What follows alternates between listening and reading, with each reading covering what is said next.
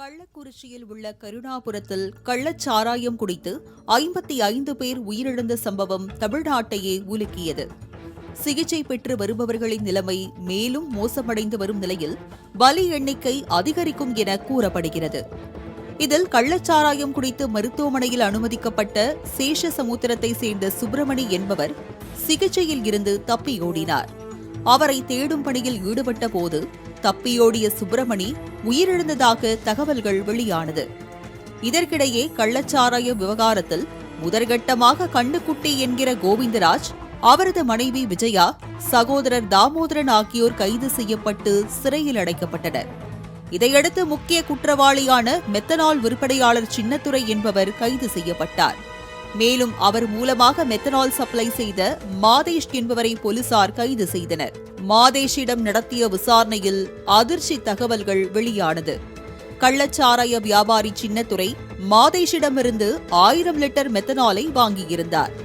Thinner என்ற பெயரில் போலி பில் மூலமாக மெத்தனால் வாங்கியவர் அதனை வித்தியாசமான முறையில் சாராயத்திற்கு பயன்படுத்தியுள்ளார்.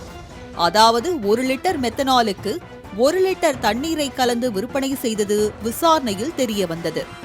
கள்ளத்தனமாக சாராயம் காய்ச்சினாலும் பழங்கள் உள்ளிட்ட பொருட்களை ஊறல் போட்டு காய்ச்சி அதன் நொதித்தல் நீரை சாராயமாக கொடுப்பதுண்டு. ஆனால் சாராய ஊறல் எதுவுமே போடாமல் வெறும் மெத்தனாலில் தண்ணீரை கலந்து விற்பனை செய்ததே இந்த பேரிழப்புக்கு காரணம் என கூறப்படுகிறது.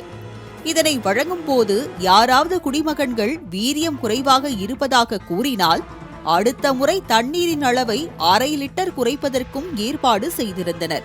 ஆனால் 1 லிட்டர் தண்ணீருக்கு 1 லிட்டர் மெத்தனால் கலந்து இதனை குடித்தவர்களில் 50க்கும் மேற்பட்டோர் உயிரிழந்ததால் சாராய வியாபாரிகள் வசமாக சிக்கினர்.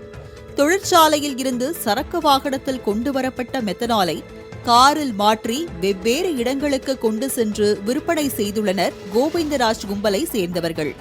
இந்த விவகாரத்தில் மாதேஷ் சின்னத்துரையிடமிருந்து ஆன்லைன் மூலமாக பணம் பெற்ற ஆதாரங்கள் மற்றும் பணம் பெறுவது போன்ற புகைப்படங்களை வைத்து போலீசார் விசாரணை நடத்தி வருகின்றனர். இதையடுத்து மெத்தனால் கலந்த விஷச்சாராயத்தை விற்பனை செய்தது தொடர்பாக சின்னத்துரை, ஜோசப் ராஜா, ராமர் ஆகியோர் மீது போலீசார் கொலை வழக்கு பதிவு செய்தனர். கள்ளக்குறிச்சியில் உயிரிழந்த அனைவரும் கள்ளச்சாராயம் குடித்து இறந்ததாக கூறப்பட்ட நிலையில் மெத்தனாலில் தண்ணீர் கலக்கப்பட்டு விற்பனை செய்ததாக வெளியான இந்த சம்பவம் மக்களை அதிர்ச்சியில் உறைய வைத்தது.